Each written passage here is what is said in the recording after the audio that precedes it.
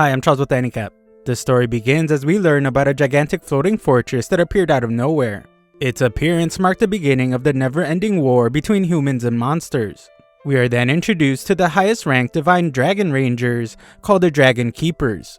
The monsters arrived in the floating fortress 13 years ago, and there has been a weekly Sunday showdown between the Keepers and the monsters ever since. It's a huge event, and crowds of people come to watch every week. A reporter gets everyone excited as he explains that the Rangers are on high alert. This is because monster experts predict that the monster army will be deploying their secret weapon in today's showdown. The Red Keeper appears to greet everyone, and the news reporter makes sure to catch it on camera. Red is the chief of the Dragon Force, and the Dragon Keeper's reliable leader. The entire event is a huge spectacle, and people all over the world tune in to watch. In the area below the fortress, our protagonist is told that this place will soon turn into a battlefield, and the Rangers will do their best to ensure his safety. Our boy isn't impressed by their little protector routine, as he looks around and thinks about how this place looks more like a shopping mall than a battlefield. It's pretty clear to him that there aren't many risks, especially since there haven't been any civilian casualties in years. The girl ranger just admits that it's part of their protocol to say what they just said. Our boy admires them for being part of the Ranger Force at such a young age, but he is told that he can join too. It's actually highly encouraged, and getting accepted into the Ranger Force isn't that hard. However, becoming a Dragon Keeper is a completely different story. Our boy doesn't seem too interested at first, but the girl ranger tells him that it's up to him, and he gets an intense feeling. With that over, he goes to watch the battle, and enters the floating fortress's underpass called Amanagawa City. In the arena, the monsters called Dusters teleport out of the fortress, and their leader this time is a giant tiger. The crowd erupts ready to see a fight, and they mock the monsters for never learning their lesson and always coming back every week. They humiliate the monsters and throw trash onto them while telling them that they will lose. Just then, the Dragon Keepers arrive, and Red Keeper declares that the monsters will never have their way. The planet belongs to the humans, and they will protect it from monsters like them. The Dragon Keepers strike a pose, and the crowd screams out for their saviors. The monster leader explains that he's a monster born from all the collective grudges of the tigers in this world. He vows that it's time for the stupid surface dwellers to get what they deserve, and he will bring chaos to this world. The crowd becomes concerned, and the monster speaks to them next. He declares that this isn't some kind of zoo for them to be enjoying, and he sends his dusters to attack the crowd. Luckily for the citizens, the Rangers are in charge of protecting them. Suzuki is the girl from before, and she tells Sakurama to get the people to safety. The monster leader unleashes a powerful attack and sends the Dragon Keepers flying. The crowd has gone silent, and the leader is now the one mocking the Keepers. Red Keeper points out that they have never fought such a powerful monster before, but Green Keeper takes the lead since strength is his specialty. He crushes the leader with a boulder and strikes his own hero pose. Just then, everyone is shocked as the monster tiger destroys the boulder and laughs like a maniac. The crowd has gotten pretty terrified at this point. They can tell that it's going to take way more than that to defeat this monster, and they wonder why the Keepers aren't using the divine artifact. The tiger declares that he is invincible, and he transforms into the most dangerous weapon in anime, Truck-kun. The Keepers team up to stop it, but they are no match for the tiger-Truck-kun hybrid. The crowd can't believe what they are witnessing, and they begin to wonder if humanity is really done for this time. The tiger celebrates as the crowd determines that he's too strong, but one boy yells out and tells the Dragon Keepers not to lose. This is all it takes as the Keepers begin to stand up, and they proclaim that they cannot lose, not as long as there is someone left to protect. The kid is amazed by his heroes, and they declare that they will stand up as many times as it takes to win. One of the Dusters is surprised to see that they're going to use the divine artifact so soon, and he instructs the other Dusters to group up. They all then get ready for one of their classic routines. The Keepers will blast them back to the fortress, where they will simply reconstruct themselves. The Dusters can't wait to hear their leader's loser speech afterwards, but the dummy forgot to prepare one. The one they call Fighter D makes a suggestion, but his buddy is shocked since Fighter D wasn't supposed to be on shift for this battle. Their little argument is interrupted though when the Keepers are ready to fire at them. Everyone prepares to get blasted away, but Fighter D is sick of putting up this same act every week. He walks towards the Keepers as they fire the divine artifact, and everyone tries to stop him. He declares that he is done with this fake pretense, and the weapon causes a huge explosion. The crowd cheers for the Keeper's victory, and the Red Keeper declares that it's time for commercials. We then get a look at what was going on 1 hour earlier inside the monster's fortress. The Dusters were panicking as they only had an hour left to come up with this week's monster. Coming up with a new monster idea every week is really difficult, and some of them have even given up. A radio broadcast talks about the weekly battle, so they try to get some ideas from there, but it's no hope. The Dusters then talk about how unfortunate their situation is. Their floating fortress fell to the Keepers just 1 year after they arrived on the planet, and all their monster bosses were wiped out. A few Dusters were all that remained, but they are just foot soldiers, and they know that there isn't much they can do on their own. They are running out of time, so Fighter G jumps into action and comes up with an idea for a super strong monster with bulging muscles. The impressive idea is rejected by the calmest of the Dusters, and he reminds the others that abstract monster ideas don't leave lasting impressions on the audience. It's going to lose the moment it steps on stage, so the monsters need to be more memorable. This calm Duster is Fighter A, and the others remind him that they don't have time to worry about details. It's all pretty frustrating for the group of foot soldiers, since they wouldn't be in this mess if their bosses were still around. The female Fighter L comes up with an idea, but it just ends up being a cute cat monster. She tries to convince the others by pointing out that the surface dwellers will love it, but Fighter A points out that they aren't supposed to love it. They need to create a big bad monster that strikes fear into little kids, so Fighter L tries to change it into a lion. This gets rejected as well though, since they already used a lion 7 years ago. Fighter D is the next to speak up, and he reveals that they haven't used a tiger yet. The others think it would be pretty cool to lose with a tiger, but Fighter D gets furious that they're already thinking about losing. He reminds them that they are monsters, and they're supposed to take down anyone that gets in their way, including the Dragon Keepers.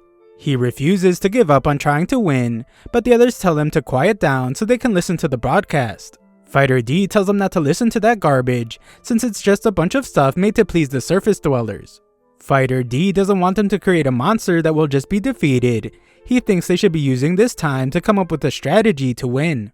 He says that this will be the only way they will be able to complete the mission, but the others don't even remember what their mission was.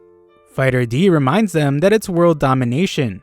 Their leaders might be gone, but he thinks they're still supposed to fight to make this world theirs.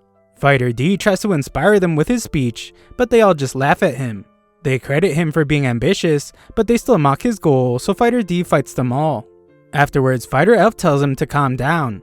Fighter D wonders why he isn't more mad, so F tells them that they have resigned themselves to being satisfied with what they have now.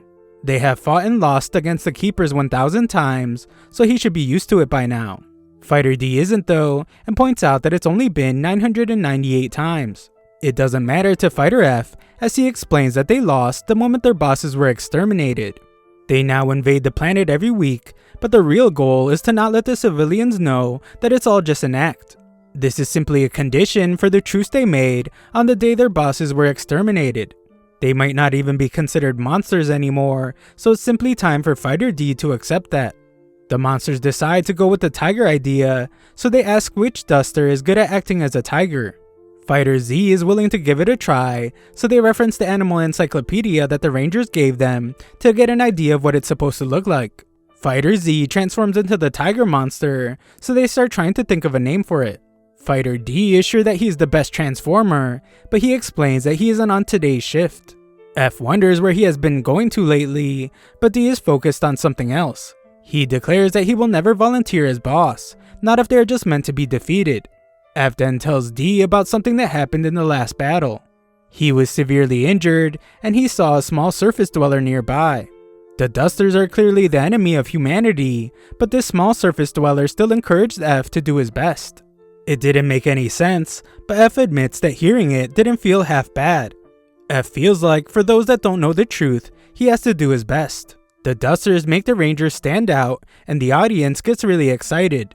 If that is their purpose now, then it doesn't matter to F if they lose, he will just do his best to play the perfect monster. Fighter D clearly does not feel the same way. Back to the present, the Dusters have just been hit by the Rangers' ultimate technique called the Dragon's Breath. Everyone celebrates as the future of humanity has once again been protected. The Keepers are all shocked though, when one Duster remains standing.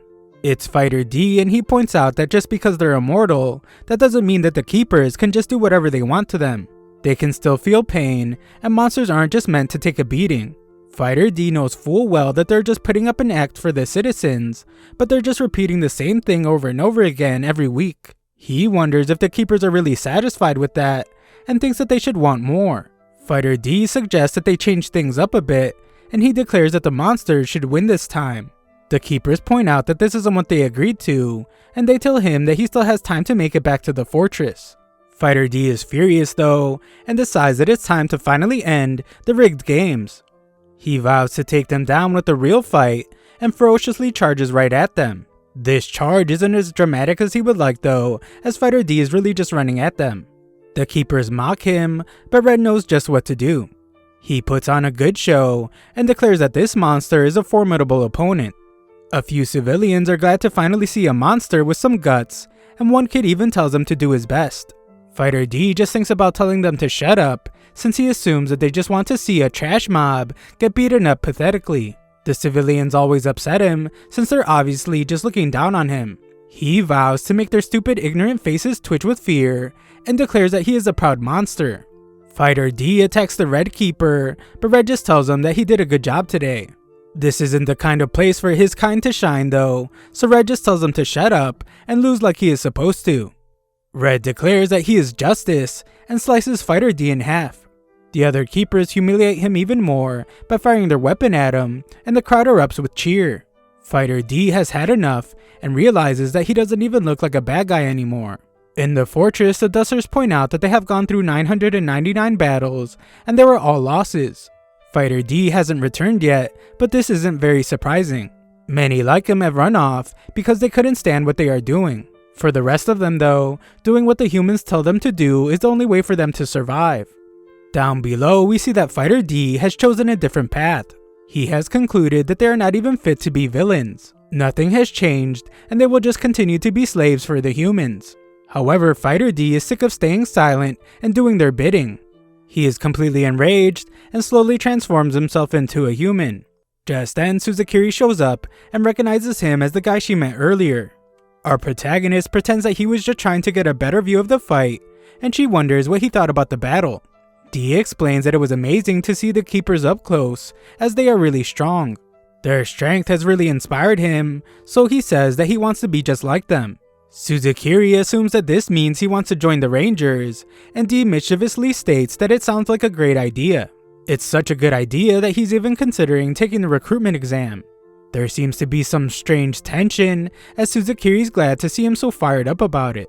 D vows to take them down and defeat all his enemies, as we see that he's looking right at a billboard of the Keepers. Sometime later, we see D running laps. He gets distracted by a ranger with weird hair, and he thinks about how these small fry rangers don't know that the battle against the monsters are just a show. D refocuses though, and reminds himself why he infiltrated the enemy's stronghold. It's so he can take out the dragon keepers that wiped out his bosses.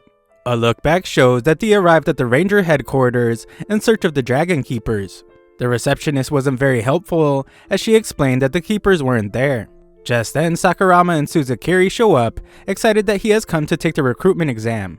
Suzukiri points out that D could still fail the exam, but Sakurama believes in him. Sakurama gets a little too close, causing D's human disguise to crack. Fighters have weaker bodies compared to surface dwellers, and Suzukiri looks like she might be staring right at the crack. D fears that she might have figured out his secret, but she just invites him to go eat lunch. D is relieved that they haven't figured out that he is a monster, and thinks about how gullible the surface dwellers are. Back in the fortress, the Dusters enjoy their free time with some games, but one of them warns that the Dragon Keepers have arrived. Red Keeper tells them not to be so nervous, as he is not there to fight, and reminds them that they are comrades who formed a truce agreement. He insists that the Dusters smile, but Blue Keeper points out that this isn't the time to smile, and reminds him that one of the Dusters betrayed them.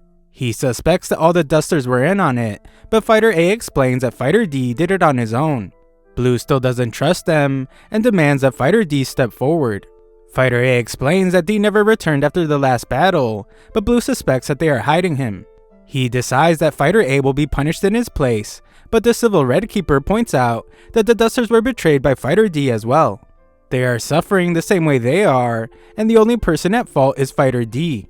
Blue accepts his decision, and just asks that they be informed when Fighter D returns. Red Keeper points out that they have all been partners for over a decade, but due to recent events, they have decided to take some safety measures to prevent another betrayal. He introduces Shinta and Aaron, two Blue Squadron members that will be stationed at the fortress along with their men. The Dusters will live under their supervision from now on and take orders from them when needed. Fighter C stands up against the tyrannical behavior and reminds the Keepers that the fortress belongs to them. The other Dusters try to calm him down, but he doesn't listen, so the Blue Keeper silences him. He promises to end his life if he doesn't stop, so Fighter A begs for forgiveness to protect C. Red is glad that they have agreed, since the weak should always obey the strong and not fight back.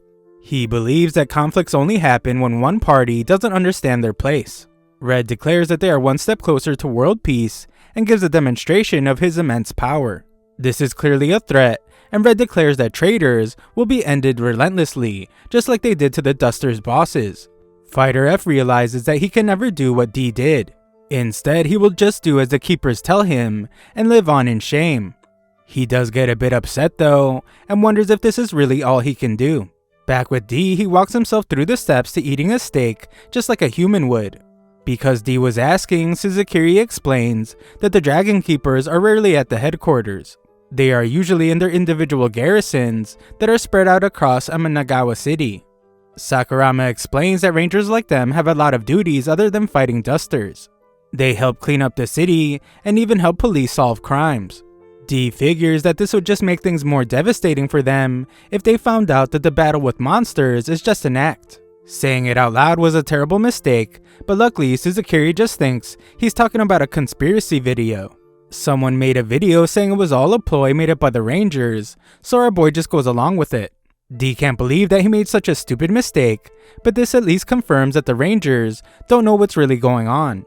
Just then, D gets a glimpse of just how popular the Rangers are. One kid thanks them for saving them, and the restaurant even gives them free food. Sakurama declares that he is proud to be a member of the Ranger Force, but D's hate for them only grows. He thinks about how easy their life is, and how food must taste great when they have people showering them with praise. Things are completely different in the fortress though, since they don't even get to look at delicious food like what they eat on the surface. The Rangers head back to do their duties, and D overhears that Suzukiri is going to the Red Garrison. D comes up with an idea and calls the Ranger fan over to look at the picture he took. D reminds himself to stay cool-minded and not be so hasty. While he thinks about how Red told him to keep his mouth shut and lose like he is supposed to, D also reminds himself that he is cold-blooded and a proud monster. He takes a good look at the picture of Sakurama and shockingly transforms himself into him right there.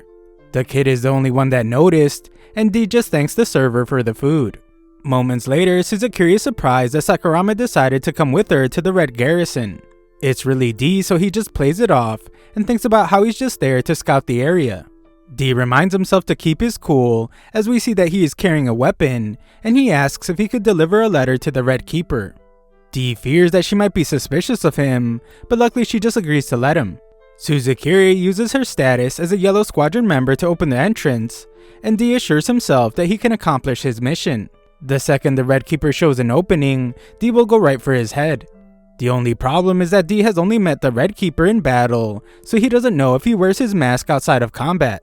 This proves to be a big problem as there are a bunch of Red members inside, and D can't tell if one of them is the Red Keeper. D doesn't get a chance to ask, as the guys just wonder what a colorless ranger like Sakurama is doing there. D explains that he has business with the Red Keeper, so one guy says that he is him. D is sure that he can take his life from this range, but Suzukiri reveals that this is just some guy named Tokita. The guy admits that it was just a joke, but he wonders what D was planning to do. D fears that he has been caught and tries to explain that he has a letter that needs to be delivered. Tokita picks on him as he knows the real Sakurama, but luckily Suzukiri breaks it up. She gives him the letter to give to the Red Keeper, and Tokita tells Suzukiri that she should join the Red Squadron. She is not able to shine in the Yellow Squadron because it focuses on research and development. Suzukiri likes the flexibility it gives her, but Tokita points out that the Red Squadron is much better since they specialize in monster extermination. He thinks that every ranger dreams of defeating monsters, and that would even be true for colorless independent ones like Sakurama. Just then, D becomes enraged when he remembers all their faces from the battlefield. Luckily, Suzukiri changes the subject so they can leave. D can only hold his head down as they leave, and the Red Squadron brags about how many monsters they eliminated. D once again reminds himself that he is cool-headed. He is not running away, he is just retreating for now. D becomes upset when he realizes that it's the same thing, and it's what he has always done. Just then, D is shocked when he sees a picture of what the Red Keeper looks like, and even more surprised when he appears to introduce himself as Sosei. D completely freezes in front of him and tells himself to move as there's no point in holding back. Luckily, Suzukiri just says that he is frozen from the shock of seeing his idol and drags him away. D stops though to congratulate Sosei on his victory against the monsters and warns him that the monsters are so despicable that they might try something. Sosei is glad to have rangers like him watching his back, and they part ways. Outside, Suzukiri explains that she got real nervous when he started talking to Sosei. Suzukiri tells him to give her the knife, so he does, and D explains that he didn't even get to use it. Our absent-minded protagonist doesn't remember telling her about the knife, and she shockingly uses it to cut him. Surprisingly, she tells him that he needs to be more careful, or else he will be exposed immediately, since he is so weak. Suzukiri reveals to Fighter D that she has been covering for him the entire day. She was impressed that he was able to stay so calm, but points out that the Red Keeper would have easily turned the tables on him if he tried anything. D wonders just who the heck she is, so she explains that she is his enemy. D tries to fight her, but she easily slices him up over and over again. D decides that they should just talk instead, so Suzukiri reveals that she has a favor to ask. She wants them to work together, and she promises to teach him how to defeat the Rangers. After she teaches him, this evil girl wants them to destroy the Ranger force together. Just then, the real Sakurama shows up, and our boy has changed back to his human form. Sakurama reveals that a monster has appeared, but this is really strange since it's not Sunday. D wonders what is going on, and Suzukiri is shocked when he disappears. Elsewhere, we see that the monster that has appeared is Fighter F. Fighter F is chased by the Red Squadron, and D arrives to wonder what he is thinking. Tokita manages to land a headshot on F, and asks him not to put up a fight by regenerating over and over again. F is furious, but he explains that he couldn't find who he was looking for, so he will just head back to the fortress. Just then, a voice declares that he won't be allowed to go back. It's Sosei, and he says that it's time for him to transform into the Red Keeper. Red reminds F that they just gave the Dusters a warning, and he's disappointed to see that he's already betraying them. D is then shocked when Red pulls out his divine artifact, the only thing that can eliminate a Duster permanently. Red acknowledges that F has died multiple times, but today he will learn what true death is like. He declares that villains will always be villains, and they simply need to be purged by justice. Red then activates his divine artifact called Red Salamandra. In the face of this powerful attack, F concedes that this was always meant to happen, as he is just a simple fighter. He wonders where D is and what he is trying to do.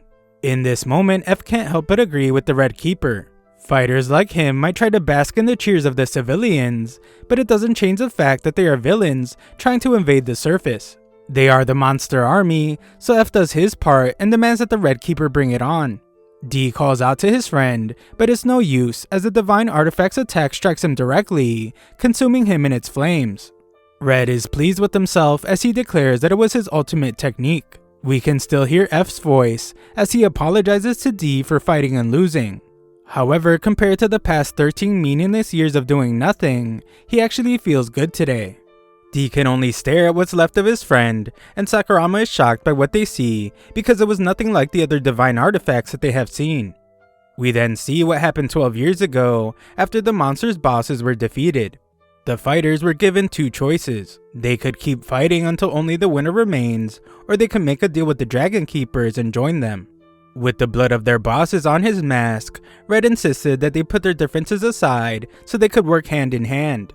Back to the present, D is clearly upset, so Sakurama wonders if the fighter was someone he knew, and he apologizes for D's loss. D questions what he's talking about, but Sakurama just declares that monsters like him have no chance of winning, and he insists that D stop any evil doings he's planning to do. D is shocked, so Sakurama reveals that he overheard his conversation with Suzukiri.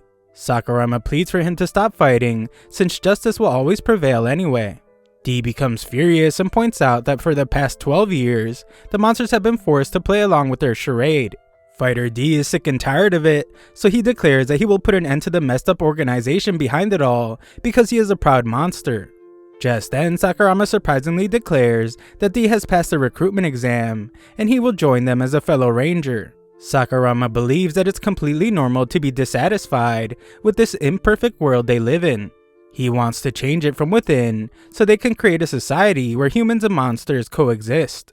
However, he is surprised when D refuses his offer to work together. D hates him and points out that they are enemies. As he leaves, D tells him never to talk to him again, and just to add some insult, he tells Sakurama that he is not fit to be a ranger. Later, Suzukiri is glad that D has come to her, but he explains that he is just there to learn how to defeat the rangers. Once he is done using her, he will cut all ties with her. D insincerely apologizes for the harsh words, but he explains that he is a monster. Suzukiri is not impressed with the tough guy act, so she slices D's head off. D thinks she is crazy for doing this where anyone can see, and he is right. She points out that people would lose their minds if they found out that a monster was walking around in the streets. This is a clear threat to expose him, so she hopes that he understands his situation now. This crazy girl then reveals that the key to defeating the Rangers lies in the divine artifacts. There are 5 different divine artifacts. They are transformation items for the Dragon Keepers, created to fight monsters. They are also cheat items that grant the user divine powers. She points out that the Ranger Force is not as powerful as it seems. It's an incomplete organization that relies heavily on the top 5 members. If they just poke at the imbalance, then it might just crumble easier than they suspect. It's pretty clear that she wants to do something to the divine artifacts, but since they are so important, D knows that they will be heavily protected. He points out that they can't just take them while the Keepers are sleeping, so she reveals that there is a moment when the Keepers must leave their divine artifacts. Shockingly, this moment is the Sunday Showdown. The divine artifacts are too important to bring to a fake battle. The next Sunday Showdown arrives, and we see that D is trying to transform himself into the Red Keeper just using a picture of him. Suzukiri is impressed to see that fighters are capable of such things, and decides that they can't be underestimated.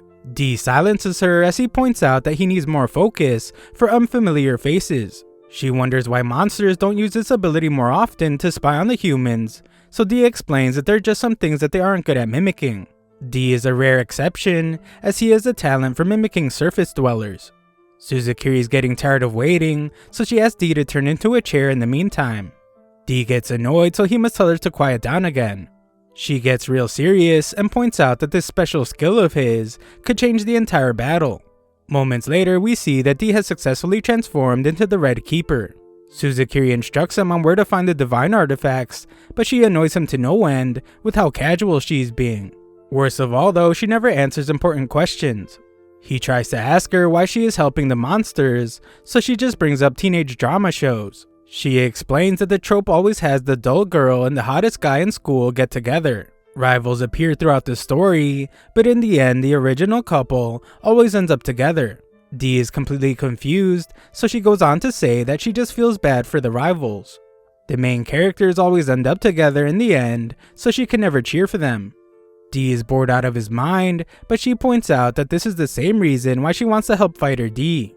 D is glad to see that everyone is falling for his disguise, and Suzukiri tells him that he's just moments away from finding the artifacts. However, just then he runs into Tokita, who is surprised to see that Red has returned so soon. D is stunned at first, but he reminds himself that he can't back down, as he is done running away. He calmly asserts that he needs to use the divine artifact to transform again, so Tokita just gets out of his way.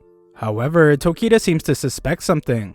He says that he is impressed with how Red is able to deal with trash mobs every week, which upsets D, but Suzukiri reminds him to remain calm. D calmly states that the trash mobs are still monsters, so they can't be underestimated. D uses his ability to unlock the entrance, but Tokita explains that he doesn't care about underestimating them, he's just glad to have a justified reason to eliminate the monsters every week. D keeps his cool as he says that he wants Tokita to keep that attitude, and he enters the room. Inside, D is shocked that Red just left his divine artifact out in the open. He wonders if it's a trap, but determines that this is just what Suzukiri meant when she said that the Rangers are incomplete. Red doesn't even see the monsters as threats, so D is furious that he would look down upon them that way. D vows to make him pay and takes hold of the divine artifact. D finally holds the item that has been tormenting them for years, but just then he is shot by Tokita. Tokita realized that Red smelled different, and he's glad to see that he was right. This Red is an imposter. D is shocked that he would shoot him over a smell, but Tokita points out that the real Red Keeper would never have fallen for a surprise attack. D tries to warn Tokita to stop, but Tokita just keeps shooting him. Tokita explains that the monsters creep him out. They are able to regenerate, which probably makes them think they can win the battle one day, but Tokita points out that this is why they are weak. Humans will always die someday, so the fear of death makes them grow. Tokita lets out a maniacal laugh as he is done shooting D, and he declares that it's time to end him. He takes hold of the divine artifact, and D is shocked that someone other than a keeper can use one. This will actually be Tokita's first time using one, but he declares that he will gladly test it out on D. D pleads for him not to as he doesn't want to die, but Tokita just mocks him for having those be his final words. D explains that he actually has more to say, and reveals that he has a bunch of dynamite. Tokita wishes he would have said that first, but D points out that all that shooting Tokita didn't let him say anything. D threatens to blow up the entire place, so Tokita puts on the divine artifact. The tables have completely turned as Tokita begs for his life now, and he asks D not to play dirty. D reminds him that the monsters came to achieve world domination. He lights a match and declares that he's giving Tokita the fear of death that humans like so much. Tokita is indeed afraid as he begs him to stop, so D surprisingly just hits him with a golf club and knocks him out. Afterwards, D makes his escape, and Suzukuri compliments him on his strength. He did a great job, so she is glad that she chose the right person to team up with. D has heard enough though and demands that she stop praising him. D thinks about how he finally managed to win for once, but for some reason he's really irritated. Suzukuri thinks she should reward him after he reaches the rooftop, but D points out that he doesn't need a reward. Just then, D explains that he can't talk right now as he is busy, and we see that it's because he has been found by the Red Keeper. D wonders what he's doing there and points out that he should be fighting monsters. Red says that this is not an issue because there is one in front of him right now. He explains that this can all end with D returning the divine artifact and he can just disappear after. D refuses and just attacks Red, but all his attacks are easily dodged. D furiously tells him to stop showing off, but Red is clearly just toying with him. Red is surprised when D sends his hand into the sky and uses regeneration to launch a metal sphere at Red. However, D is then the one to be shocked when Red just uses a simple pipe to send it right back at him. The divine artifact and D's arm go flying off the roof, so D jumps after them. Red is glad to see that D managed to grab the divine artifact, but D points out that he had to let his left arm fall to do it. Red commends him for prioritizing the divine artifact over his own arm, but he insults D's appearance as he now just looks like a monster again. He points out that D has failed and he calls him a loser. D is furious as he points out that he's doing pretty well for a weak monster.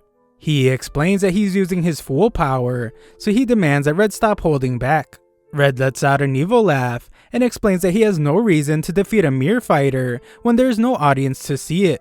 He reminds D that he has a role to play just as a news helicopter appears. The reporter declares that Red has chased down a monster that escaped from the arena. It turns out that Red was just waiting for the cameras to arrive, so now that they have, he is ready to go all out. He explains that hundreds of thousands of people are watching their TV, excited to see D lose. They are waiting to see him die pathetically as his limbs scatter everywhere. Red knows just how to humiliate D as he points out that his entire life has been a disgrace, so he can at least do the entire world a favor and die for their entertainment. D isn't like the other fighters though, as he is sick of being ridiculed. He declares that instead of letting them watch him die, he will shock the crowd when they watch a weak fighter defeat the leader of the Rangers. Just then, D is surprised when Red collapses to the floor, and he claims that it's because the injury he received when fighting the tiger monster. Red points out that D is just a small fry, so there was no chance he would get to fight him one-on-one anyway. Just then, the blue keeper knocks out our boy, and the other keepers show up as well. Red was just acting for the cameras, but it doesn't stop there. He declares that he and his comrades protect everyone on the planet. The reporter eats it all up and says that this is going to be a legendary battle. Red then states that they won't stop defending, so the monster should give up on invading. But D has had enough of his little act and just demands that the Ranger force die. Yellow Keeper is glad that only one fighter is left before he can go home, but Pink points out that this is the same stray fighter from the week before. Red can't tell them apart, so he can't remember them, but if it's true, then this is the perfect time to eliminate the fighter that broke the truce. Red commands Blue to eliminate D with his artifact, and to make it look flashy. Yellow points out that Red just used his divine artifact to eliminate a fighter the other day, so he is worried that they might be getting into a routine that the viewers will get bored of. They worry that their act might be getting stale, since instead of ending their battles with powerful bosses, they have been ending their battles with random weak fighters. The Greenkeeper has a suggestion and tells Red a way they can change the plot of today's show to make things more interesting. Red allows it, so Green begins putting on a show. He declares that the Keepers are impressed with D's courage, and it would be a waste to just let someone like him rot away in the monster army. Instead, Green suggests that D surrenders and allows himself to be captured. The reporter excitedly leans into this shocking turn of events and declares that this has never happened in the entire 13-year history of the Sunday Showdown. Red assures D that he will be safe, but D deadpans that he doesn't want that. Red accepts his decision and just tells Blue to end his life, so Blue uses his divine artifact on fighter D. In the flashy fashion that Red wanted, this causes D's body to expand and float into the air. In his last moments, D thinks about how this won't just end with his death, as he is sure that someone else will eventually stand against the Keepers just like he did. As his end comes near, fighter D declares that they will remember him. Red coldly reminds him that he can't remember fighters, and Blue ends his life. The reporter says that the fight is over, continuing the Keepers' victory streak, and humanity's peace has once again been protected. The Keepers argue about how their pose wasn't done perfectly, but Yellow doesn't think they should be fighting over that. Red points out that it's okay, since they must always appear cool. If not, they will just look like losers. Red goes to retrieve his divine artifact, and thinks about how the others were right. They have been ending too many fights with just random fighters. They need to end against stronger opponents, since a trash mob is 100 years too early to be causing trouble for them.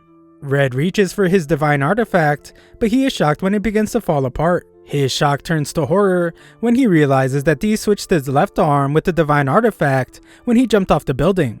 Elsewhere, we see that Suzukiri has Red's real divine artifact. She's disappointed that fighter D is dead, but she thanks him for his sacrifice. It won't be in vain, as she declares that there are only 4 divine artifacts left. Sometime later, all the Keepers meet up, and they each have a junior member of their squadron with them. The Keepers are all senior first ranks of their respective squadrons, and this is the first time in quite a while that they're having a sacred banquet. Having their juniors there is a big deal, so Yellow wonders if there's going to be a big change. They're waiting for the Yellow Squadron's junior, and shockingly we see that this is Suzukiri. Blue is upset that Suzukiri isn't apologizing for being late, but Yellow Keeper explains that she just does things at her own pace. Blue gets furious when Suzukiri doesn't say a single word, and she doesn't like how he called her Yellow Keeper's mistress. She points out that this must be how he sees his own junior, but this just gets Blue even more upset. Blue's junior named Izome wants him to watch his tone, but this just makes them argue. Just then, all the commotion is put to a halt by the Ranger Force mascot named Draggy-kun.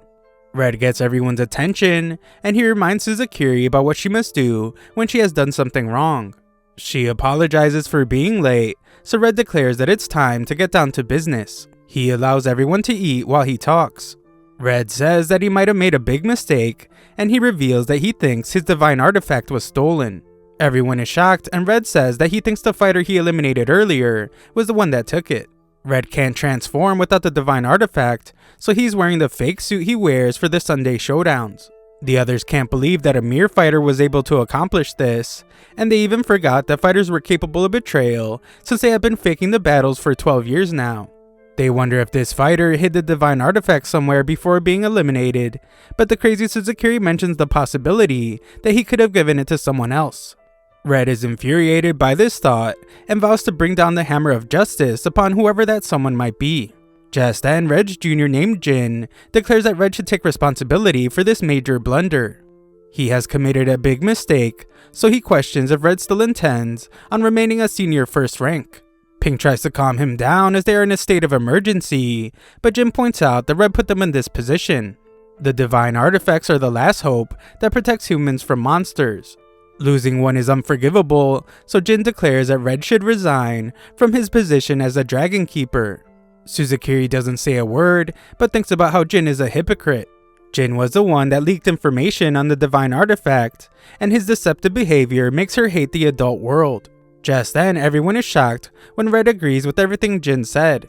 Red would be glad to hand the position over to Jin, so Jin declares that he has worked towards this goal his entire life. He vows to protect peace in a way that's different from Red's. Red explains that in justice lies strength, and Jin is caught off guard when Red smashes him into a wall. Red points out that it's pretty obvious that Jin isn't stronger than him, so him being the Red Keeper just won't work. Just then, Green tries to stop Red from going further, but it's too late and we see that someone is listening. Red casually goes back to eating while he finishes his story, but it's clear that Jin is no longer alive. Suzukiri doesn't say anything, but she thinks about how them being allies of justice is just not true. Just then, Blue reveals that something is bothering him. Azome says that she lost her appetite as well, but Blue explains that that's not it. Elsewhere, we see that the person that was listening is Sakurama. He is watching a video of when Fighter D was eliminated, and he states that he will gamble everything on this explosion.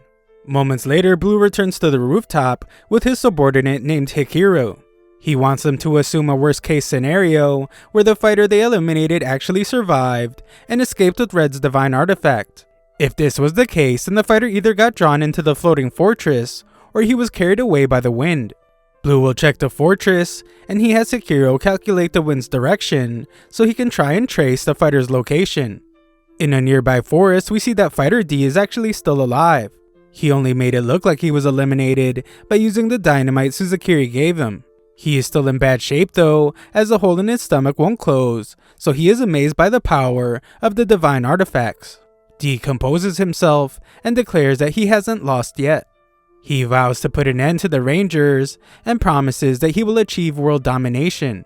Just then, Sakurama arrives and he reveals to Fighter D that he wants to assist him. D attacks him as he reminds Sakurama that he is a monster, but Sakurama just thinks he's too hot-headed. Unfortunately, D is in a great deal of pain and can't move properly because of the hole in his stomach.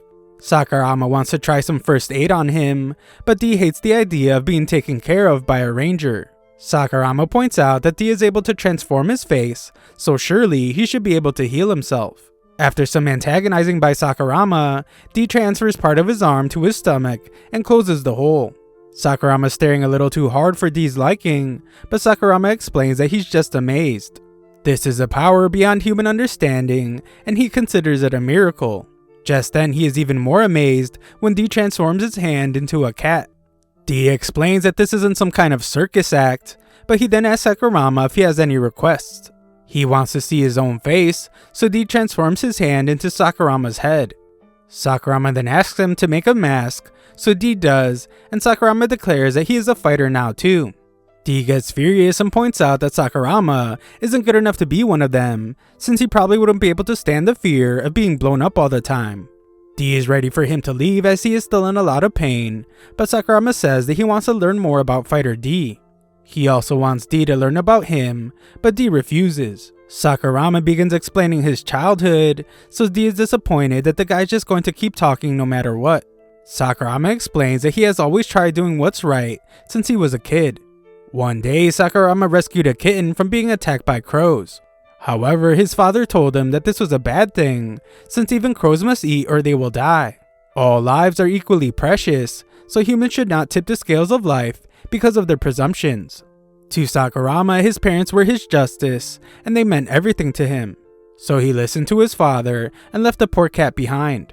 On the day that the floating fortress appeared, Sakurama feared that they would all lose their lives. His parents explained that everything is a gift from God, and the UFO is no different. They assumed that it came to correct the way of the humans, but it wouldn't affect them because they have always lived a righteous life. One night, Sakurama followed his older sister during a run. He just annoyed her, but he was there to make sure that no bad guys would come near her. She tried to lose the little nerd, but he declared that he must protect those that are precious to him. And it doesn't matter how strong the enemy is.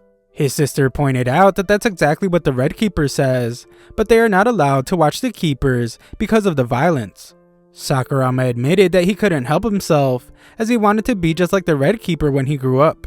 His sister used this opportunity to point out that if he likes the Red Keepers so much, this would have to mean that the father he believes in a lot is wrong about them. The idea that his parents could be wrong had never entered his mind before, and we get a look at the poor kitten again. One day, his parents shut off the TV while Sakurama was admiring the Keepers.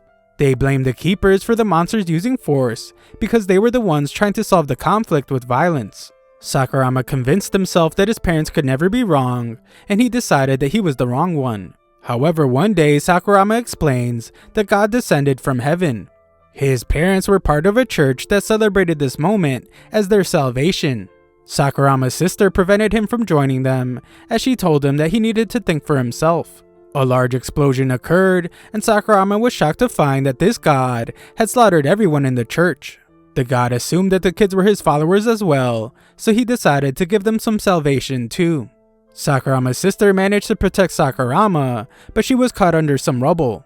The monster prepared to end their lives, so Sakurama wondered if they're all supposed to be equal, does that mean he won't be able to do anything about his parents' death, and will he not be able to protect his sister? Just then, Sakurama remembers how he's supposed to protect what's precious to him. Sakurama doesn't explain further, but simply says that he somehow managed to survive, and he made the decision to join the Rangers and fight. However, he quickly realized that there was no hope there. D gets furious and points out that his boring story was too long. Sakurama wants to know D's name, but Fighter D doesn't tell him, and just warns him that this is his last chance to run away. He points out that he defeated the red panda looking guy, so Sakurama is amazed that he beat Tokita. Tokita is a senior rank, which means he's the Red Squadron's 5th strongest member. D couldn't be more pleased with himself, and Sakurama admits to underestimating him. D agrees and points out that he is a true weapon of war. Sakurama gasses him up by calling him a threat to humanity, so D gets carried away and announces that the mighty Fighter D will be the one to defeat the Rangers. Sakurama takes note of Fighter D's name, but D is furious to have been tricked. Sakurama then reveals that he has a favor to ask, but they detect that someone is approaching. It's Hikiru, and Sakurama comes out to introduce himself as an independent ranger. Hikiru is glad to see a comrade, and Sakurama reveals that he has captured an injured fighter. Sakurama leads him away from the cave though, so Fighter D is shocked that he saved him. Sakurama pretends to get lost, but Hikiru threatens him to remember where the fighter is. Just then, Fighter D reveals himself, and he pretends that he broke free from Sakurama's restraints. Sakurama has no clue why Fighter D is putting up this big act, so he is shocked when he realizes that Fighter D might be trying to help him. Hikiru explains that he is 1 rank lower than a 3rd rank, so D assumes that defeating him will be a piece of cake. D acts like there is a 3rd ranger there, but this is just a distraction so he can land an attack on Hikiru. Hikiru's in a great deal of pain, but D was actually trying to split him in half with his attack. He wasn't able to do so, so D realizes that his body is becoming more brittle. Just then, Hikiru activates his divine artifact, but D thought that divine artifacts were exclusive to Dragon Keepers only. They are, which is why Hikiru must explain that his is just a replica. It's still capable of destroying fighters though, so Fighter D takes off running. He's furious with Suzukiri since she didn't tell him about the replicas. Fighter D is still feeling the pain from the hole in his stomach, but this luckily keeps him from being cut in half by Hikiru's attack. As he dodges more attacks, D once again blames Suzukiri. He stops himself though as he decides that he can't rely on others. He has to overcome this on his own, otherwise he will never be able to win against the Keepers. Sakurama can't believe that D is really planning to fight until all his enemies are defeated, and Hikiru demands that Fighter D come out of hiding. His next attack clears the area, so Hikiru wonders if D got away. Just then, D explains that he would never run, and this is really just a game of hide and seek. He reveals that he was one of the trees, and shockingly takes hold of the divine artifact replica. D declares his victory as he prepares to use the weapon, but the thing just burns his hands as it begins to melt. Hikiru explains that he's only able to wield the weapon because he borrowed power from Blue. He credits his own power to the bond he has with others. He explains that there are a ton of people he trusts, and the power of bonds is what makes humans strong. Fighter D doesn't listen to his speech as he just runs away, but he finds Sakurama and takes him hostage. Hikiru suspects that they might be working together though, and wonders if D used his power to switch their identities. Sakurama begs Hikiru to hand over his weapon, or he fears that Fighter D will take his life. Hikiro can't move forward without knowing if they are working together or not. He comes up with an idea to find out, and the guys are shocked when Hikiro plans to end both their lives. Just then, Sakurama reveals that he called for backup, so Hikiro will only have to be patient.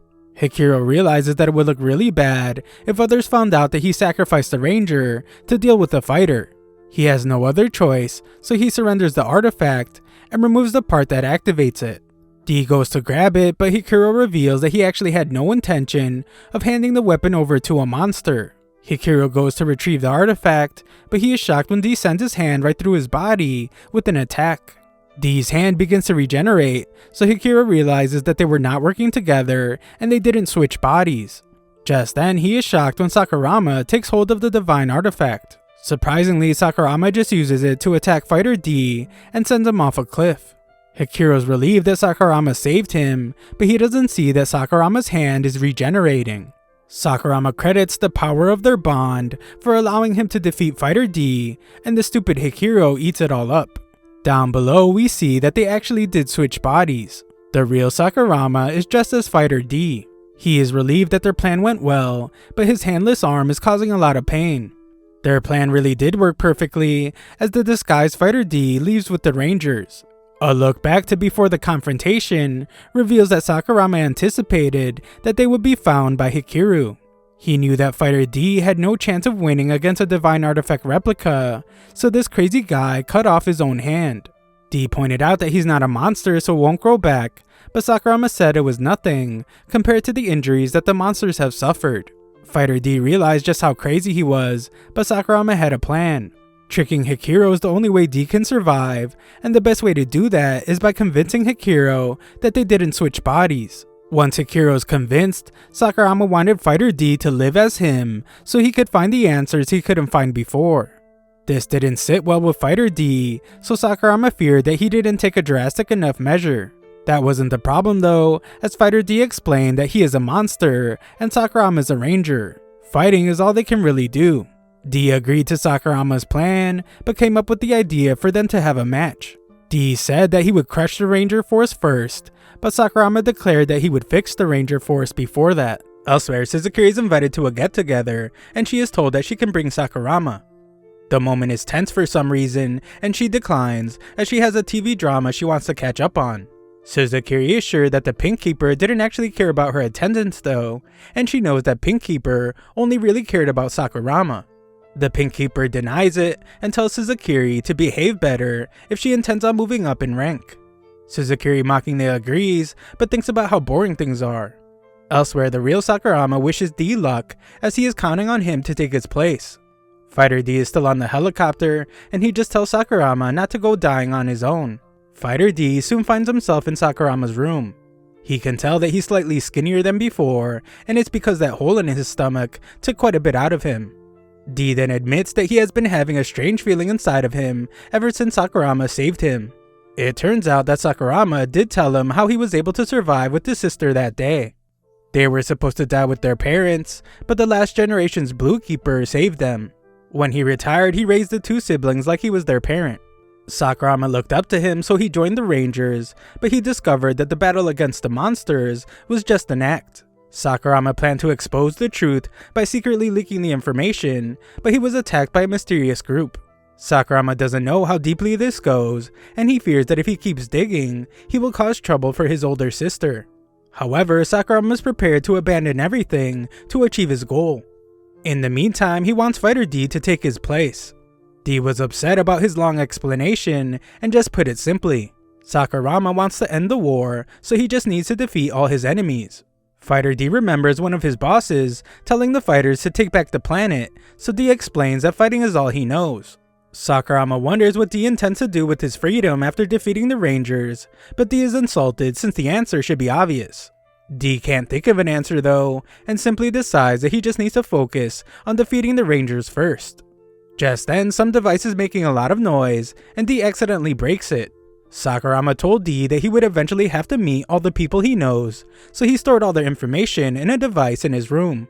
D was supposed to study this information so those close to Sakurama wouldn't become suspicious of him, but D is horrified as the thing is broken now. D begs some maintenance guy to fix it, but he is unsure if he can. The guy agrees to try, so D tells him about a strange noise he has been hearing in his bedroom. He agrees to check it later, but asks Sakurama to hand out some cards to some of the other independent rangers. Someone familiar with Sakurama greets him, but luckily the cards he was given have names and faces on them. This guy's name is Yamato, and D tells him that he would like to go outside. Yamato reminds him that once their training period begins, they are not allowed outside, and they must go back to living their underground life as usual. D is then shocked when he sees the underground place he is now living in, called the White Dragon's Nest. D explains that he wants to meet the keepers, but Yamato reminds him about something else. They are just independent rangers, so their only choice is to win their fights, be the last one standing, and be chosen by one of the 5 squads. Yamato always thought that he would instantly become a keeper and have all the ladies, but Sosei took that dream from him when he became the Red Keeper. The next person to receive a card is Angelica, and Renren gets one soon after. Angelica would rather be alone, but one girl wishes they could all get along. Her name is Angel, and she realizes that the tense environment can't be helped as they are all competitors. The girls bring up something Sakurama said before, so he has to play it off like he knows what they are talking about. Ishikawa is the next to receive his card, but they're still using a picture from when he was younger. Ishikawa is much older now, and considers himself an old man that just doesn't know how to give up. Tsukasa is another guy, and he wants Sakurama to go work out with him. Sakurama gets away from this guy, only to find that the next guy is really hostile. His name is Kai, and Sakurama is told that it's dangerous to be near that guy. A guy named Ijin is pretty aggressive too, and he tells Sakurama not to get too cocky just because he defeated a monster. Ijin then tells Sakurama that he needs to stop spouting nonsense about trying to talk things out with the monsters. While these interactions are unpleasant, seeing how Sakurama is treated makes D understand Sakurama a bit more. D doesn't want to cause unnecessary trouble while looking for a way to take down the keepers, so he decides to fool everyone. Just then, one last person greets Sakurama, and he's shocked to realize that it's his sister, Sisera. D just says that he is busy so he can run off, and he curses Sakurama for not telling him that his sister is a ranger. Just then, D gets fed up with the strange noise and goes to check his closet. He is terrified to find someone inside, and this girl just barely stops herself from attacking him when she realizes that he is Sakurama.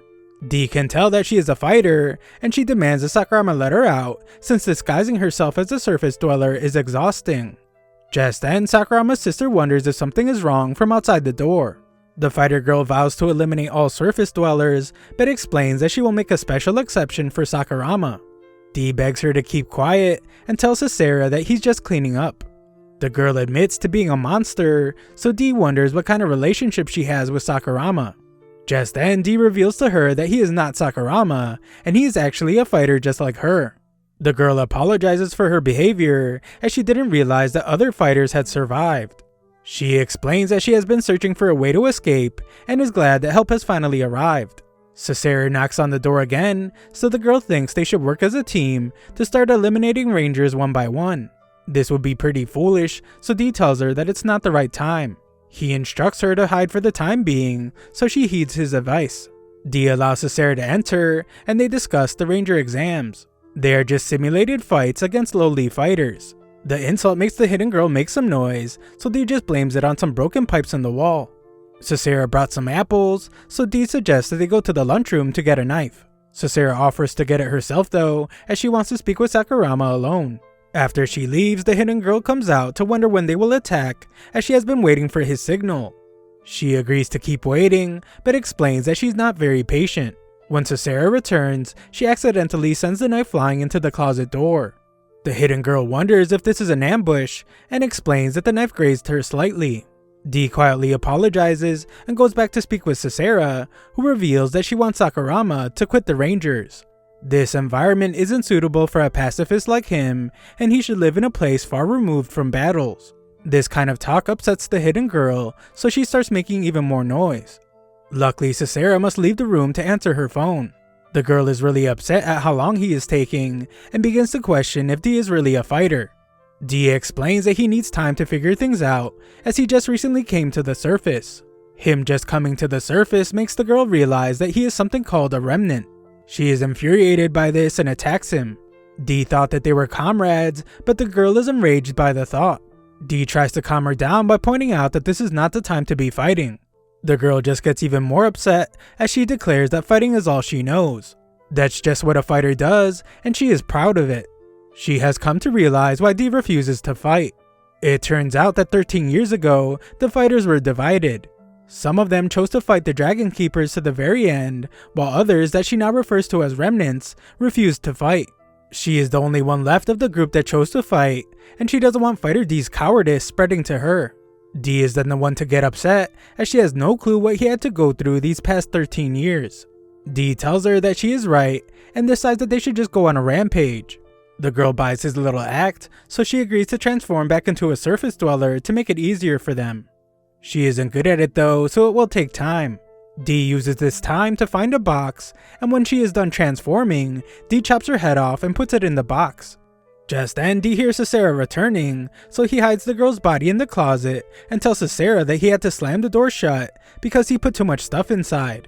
Sisera wants Sakurama to leave this place with her so they can live together again.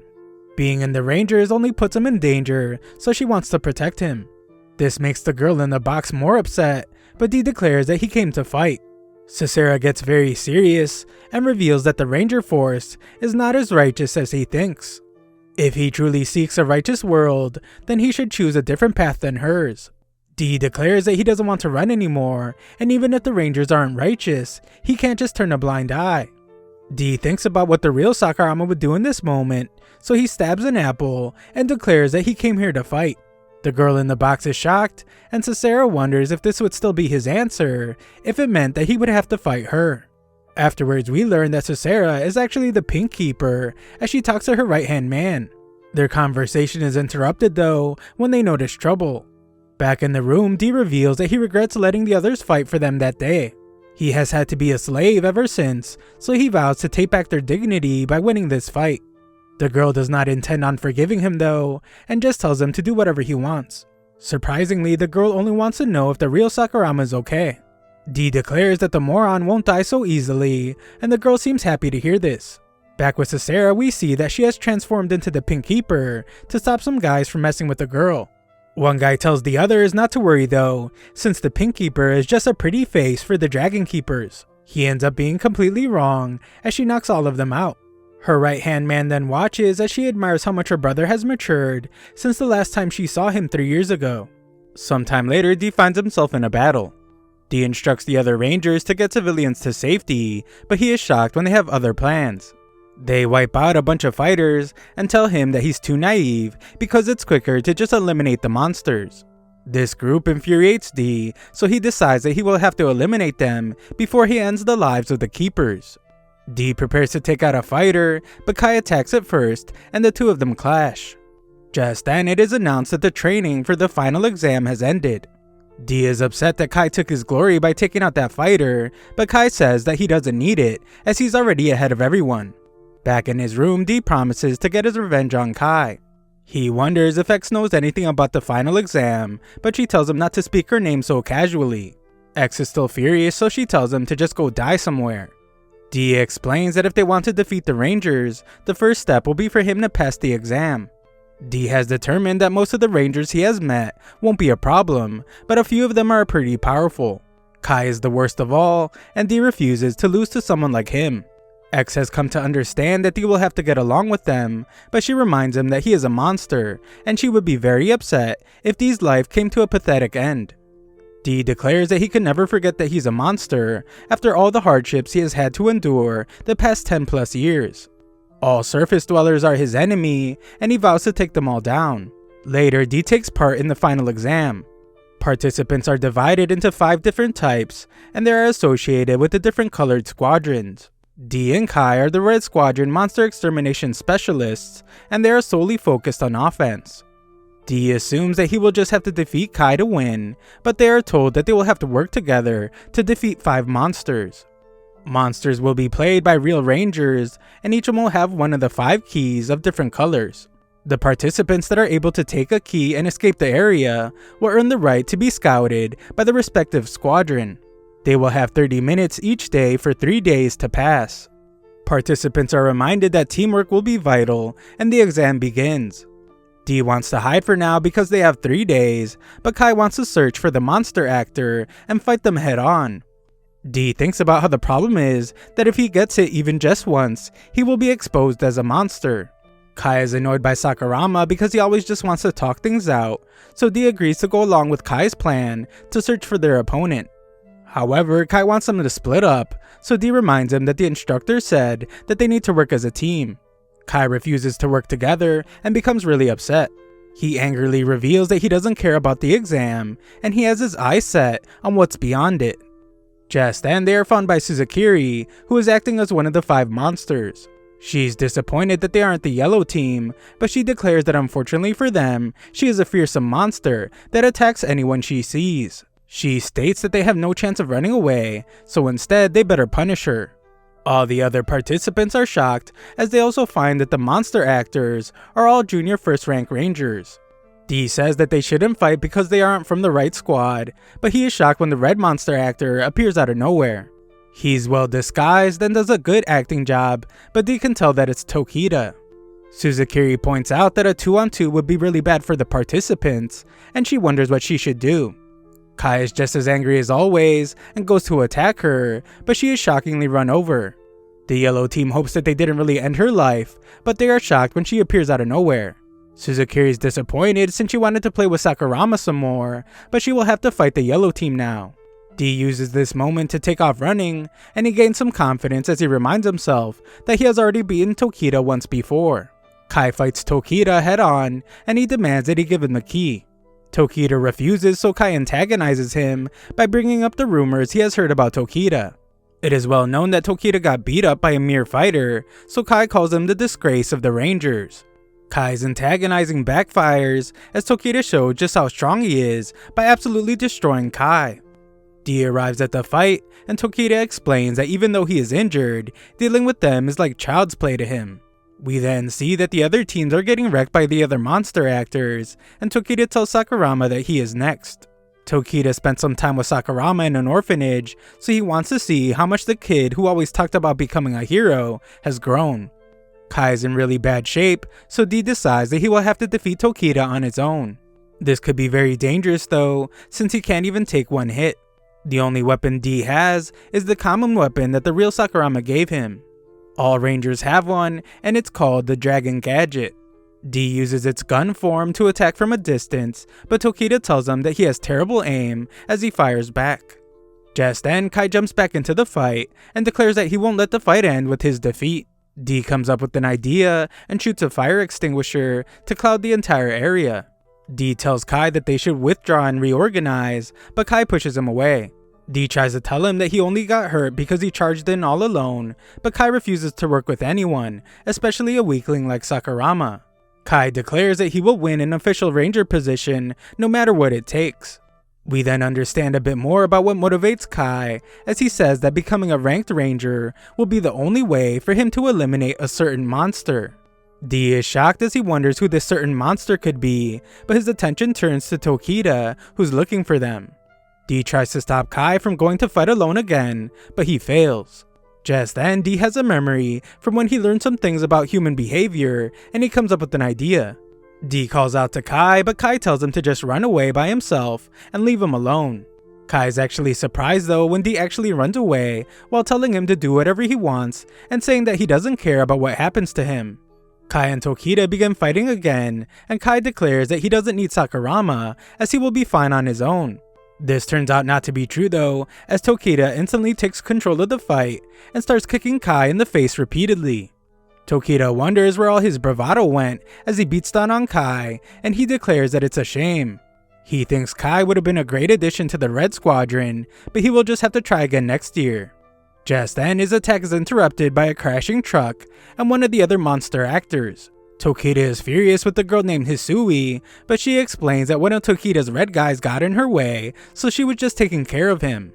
Dee then confidently points out that the monster actors need to act like monsters, and points out that they would fight anyone that they come across. Because of this, a fight breaks out between the two monster actors and the red and green teams. Sakurama has the green team spread out so they can surround the monsters, but he realizes that Angel is injured. Dee assumes that she will be useless, but she shows some determination as she declares that she can't go down without fulfilling her duty first. Just then, Dee comes up with an idea and asks the others if they know how to draw. The guys have no clue at all, but Angel does. Moments later, Dee tosses some fire extinguishers in the air, and the green team shoots at them, clouding the area even more. Tokita searches for the participants, but Hisui attacks him by accident. Shortly after, Tokita attacks Hisui and apologizes as he thought that she was one of the participants. Tokita gets a devious smile on his face, and we are shown what's really going on. Dee asked Angel to draw him a couple pictures, but she didn't think they were very good. Sakurama assured her that they were great, and he stated that she would be better off quitting the Rangers and becoming an artist. Dee said that her drawings would be really helpful, and we see that he asked her to draw pictures of Tokita and Hisui. Dee intended to show the monster actors just how scary a real monster can be. To do this, he used the drawings as a blueprint so he could transform into Tokita and Hisui. He then used the transformations to make it seem like they were attacking each other by accident. Just then, the real Tokita accidentally attacks the real Hisui. Tokita blames her for getting in the way, but she becomes furious and attacks him. Hisui says that she already warned him once, but Tokita has no clue what she's talking about. She's tired of listening to his excuses, so she decides that she will just take him out first. She admits to being younger than him, but points out that she is 3 ranks higher. Dee insists that Kai should follow him into the fight, but Kai's disgusted by the thought. Just then, Dee completely changes his tone and tells Kai that he can just rest and get out of his way. He says that Kai is injured and he will only end up holding him back. Dee reminds Kai that he refused to work with anyone, so he turns that against him, and Dee says that he doesn't want to work with weaklings like Kai. Kai becomes furious, but he's so injured that he can't do anything about it. We then watch as the injured Tokita keeps getting shot and Dee mocks him. Dee keeps firing at him, and Tokita eventually confronts him. Tokita tells him that this is his last chance to beg for help, but Dee explains that he can't do that because his teammate is useless. Dee tells Kai to stay back as he's no match for Tokita in his current state. Tokita prepares to land the final blow on Sakurama, but he is shocked when it was just a trap. We then learn that Dee's plan the entire time was based on what he learned about human nature. He learned that they become more motivated when they are doubted, and he knew that Kai would do the opposite of whatever he said. Because of this, Kai joins the fight, and he works together with Sakurama to land a powerful punch on Tokita. Kai acts like he's just attacking to get some payback, and he points out that one punch won't be enough to end the fight. Just then, Hisui refuses to be forgotten in this fight, and she attacks Tokita herself. Dee is then in utter shock as he watches her easily destroy both Tokita and Kai. Hisui declares that Sakurama is next, but she credits him for making the fight more exciting. Dee tries to stop her, but he is shocked when she instantly appears in front of him. Just then, Ishikawa interrupts and declares that he won't give up until he joins the Green Squadron. Angel then shocks everyone when she comes out of nowhere to pin Hisui down. The fight intensifies, and Hisui is glad to see that Angel has gotten more serious. Dee thanks them and thinks about how he will be able to defeat Tokita for the second time now. Tokita refuses to just let him have his way, but he is stunned when Kai grabs a hold of his leg. Kai reminds him that this is just child's play for Tokita, so he tells Tokita to play along with them. Dee goes in to end the fight with his final attack, and he strikes Tokita right across the face. Tokita calls him an idiot and points out that headshots don't count. This doesn't bother Dee as he declares that he will just attack again, but an alarm sounds. All the fights have reached their climax, but everyone stops at the most tense moment because the alarm means that time is up. The first day of the final exam has come to an end. Afterwards, the participants are really beat up, and Angelica decides to quit. She was prepared to fight monsters, but she had no idea that they would have to face those crazy rangers. Angel's nerves finally catch up to her, and she fears that they will have to go through all this again for 2 more days. Kai tells the weaklings to just give up, and Sakurama admires his willpower. Sakurama hopes that they can work together again tomorrow, so they can make their dreams come true. Ijin becomes furious after realizing how terrifying that tiny girl was, and he proclaims that he will never give up because he is no weakling. He leaves with the little dude to prepare a strategy for the next day, and the others explain that they're always together because they are childhood friends. Pink Squad isn't doing so well as Ren's partner realized he wasn't strong enough and locked himself in the training room to get better. This situation is pretty bad since it's clear now that the ranked rangers have no intention of letting them pass. Just then, Dee panics as he sees X just walking around. He runs off after her and tells the others that he's just going to train. Zai would like to speak with him first, but Dee says that he's in a rush. Dee finds X messing with some pipes and he throws her back into his closet. Dee goes to speak with Zai, who wants to know why he joined the Rangers. The reason Zai is asking is because he noticed something strange. The Sakurama that talks about reconciling with the monsters and the Sakurama he saw during the exam are completely different people. Zai wants to know which is the real Sakurama, and knowing what Sakurama really believes in will be the only way he will be able to work together with him. We then see what happened right after time was up during the exam. Tokita refused to stop because he was having so much fun and demanded that they go into double extra overtime. Kai was then shocked when Sakurama said that they were a team and he couldn't just let Tokita attack his teammate. Tokita called that a misconception, but Zai interrupted him to point out that the key was on Tokita's back, under his belt. However, before they could do anything, Hisui arrived to remind them that the exam was over for the day. Dee thought about how Tokita said that them being a team was a misconception. He realizes that there was only one key, and Dee wonders if this is really a battle between two people from the same squad. The true nature of this exam means that either himself or Kai will have to fail. With only one key, Dee vows that for the sake of the monsters, he will have to end Kai's dream. Back in Dee's room, the repair guy arrives to check on what Dee asked him to check, and he decides that he will have to replace his closet door. He's shocked to find a girl there, and X attacks him. He defends himself, but wonders why a duster would be there.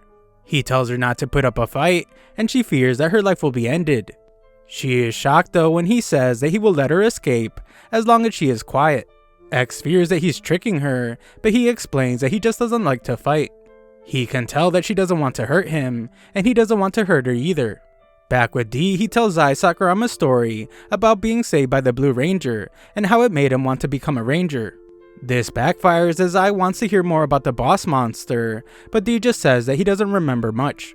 Zai reveals that he has a score to settle with the boss monster because they ended the life of his older brother. His brother was a ranger, but the boss monsters are way more violent than the dusters, and his brother didn't stand a chance against them. Zai couldn't do anything either, so he could only watch as his brother was trampled. Zai is a different person now, so he vows to get revenge. Dee knows just how powerful revenge can be, so he decides that he will have to stop Zai as soon as possible. Dee tries to do this by pointing out that the boss monster he's after has most likely already been eliminated by the keepers. Zai explains that he has never seen the one he's looking for at the Sunday Showdown, since only incompetent monsters show up there. Dee is then shocked when Zai states that his brother died 4 years ago. This doesn't make sense to Dee because all the real boss monsters were defeated by the keepers 13 years ago. This is terrifying to Dee as he wonders if a boss monster is somehow still alive, and he wonders if X knows anything about it. Back with X, the maintenance guy tells her that they should find a way to get her out without fighting. She is at a loss for words because of his kindness, but she is then horrified when he gets shot. X is stunned when she sees the boss monster named Lord Patrolla, and she wonders what he's doing there. He explains that he was simply responding to the distress signal she sent through the pipes, but she says that she was just asking for an escape route to be secured. He's upset by her displeasure, so she changes her tune to show that she is honored by his presence. Peltrola sees her trembling, so he announces that he wishes for a peaceful world with no violence. X knows just how terrifyingly powerful Peltrola is, so she thinks about how Dee must undo his mimicry and escape immediately. If he doesn't, then he will also be in danger. Later, we see that Dee is back in his room, and he thinks about how he can only pass if Zai fails. He thinks about how Zai is fighting for his brother, but Dee is still pretty evil, and he lets out a laugh. Dee just hopes that he can see the look on Zai's face when he betrays him at the very last moment. He doesn't even notice that X has been replaced with the maintenance guy in her closet, and he just assumes that she's being quiet. The next day, Dee gets annoyed when Zai is late for the exam, and he notices 2 other participants talking in secret. Just then, Kaguma falls in front of him, and Dee is shocked when the blue monster actor appears out of nowhere. She tells him not to worry though, because the rules state that monster actors who had their key taken cannot fight anymore. Izome explains that she was defeated because of the blue participants' teamwork. There has never been a year where each squad had a member that passed the exam, but she thinks that this might be the year. She assumes that Sakurama's partner bailed on him, but he assures her that Zai will show up soon.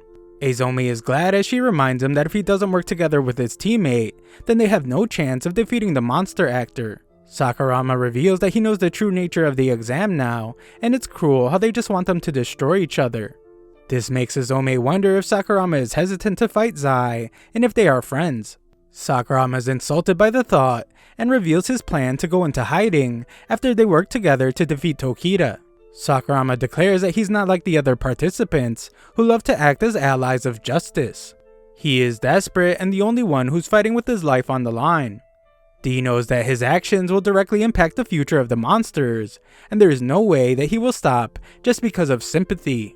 Azumi decides to give him a hint and reveals Tokita's location. D arrives to find Zai already fighting Tokita, so he reminds his teammate that he can't win alone.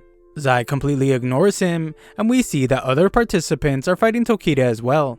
Zai manages to take away the key from Tokita, and the other participants declare that there are only 3 left.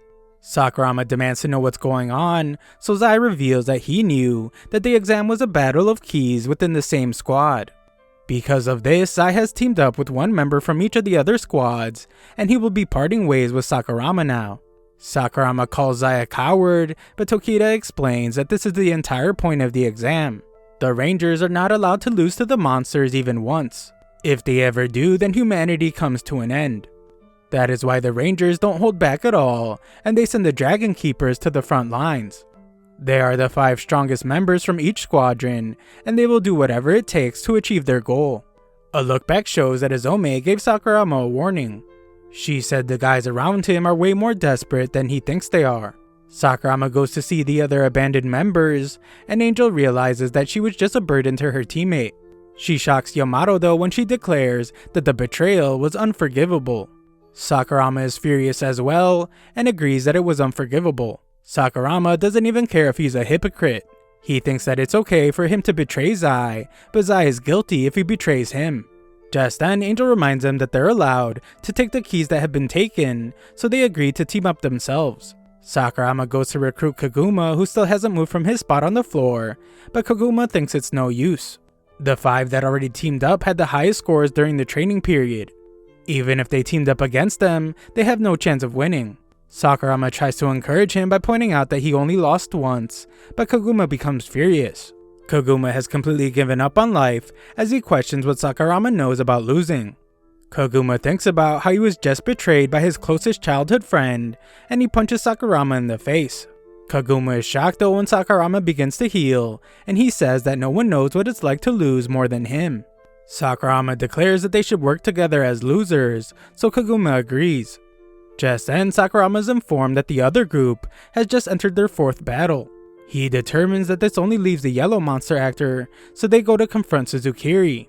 Suzukiri points out that there are only 3 of them, and the other team has 5 members. She figures that they will be okay though, since they have Sakurama.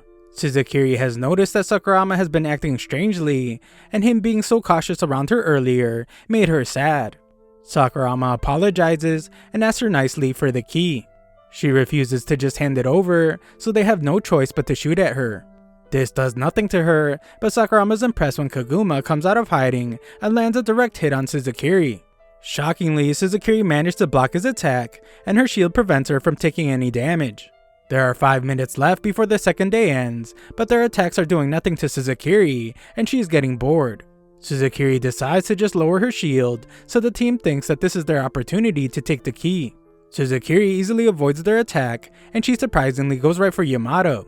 She noticed that he was hiding behind everyone else, and reveals that his teammate was talking bad about him. She said that he was timid, cowardly, and not suited to be a hero of justice. Sakurama comes to his defense and explains that he has realized something. It's become pretty clear to him that anyone can become a hero, even if they are really a bad guy.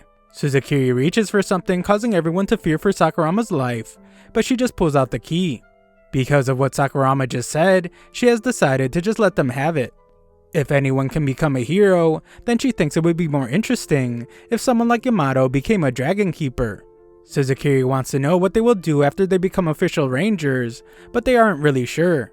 Sakurama shocks everyone when he proclaims that he will seek world domination, and Suzukiri explains that she will be cheering for them.